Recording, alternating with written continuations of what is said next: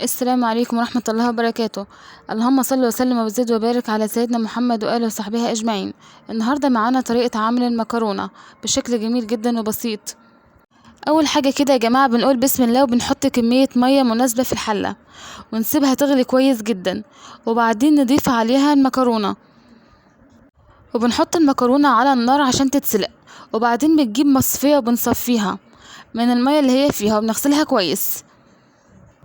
واهم حاجه ان هي ما تطولش في السليق علشان ما تكونش معجنه، وعشان تكون المكرونه مفرفطه كده وجميله زي ما انتوا شايفينها، وكل واحده لوحدها.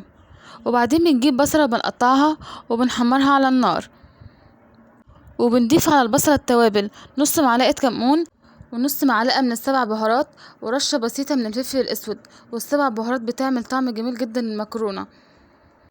ولما البصله بتوصل للون الذهبي الجميل ده بنضيف عليها الطماطم وبنسيبها تغلي شويه لحد ما الطماطم تتسبك وتتقل ويبقى قوامها حلو، علشان لما نحط المكرونه ما تعجنش. وبعدين بندي تقليبه كده للطماطم مع البصله.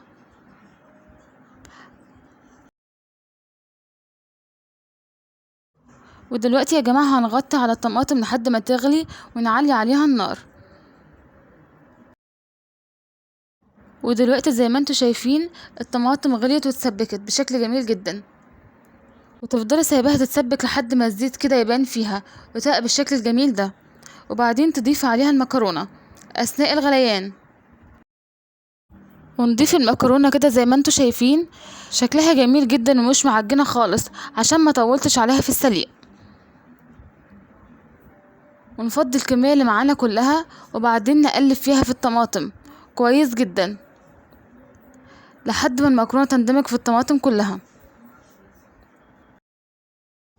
ودلوقتي هنضيف عليها كميه مناسبه من الملح ونقلبها كويس جدا لحد ما حدقها يكون مظبوط،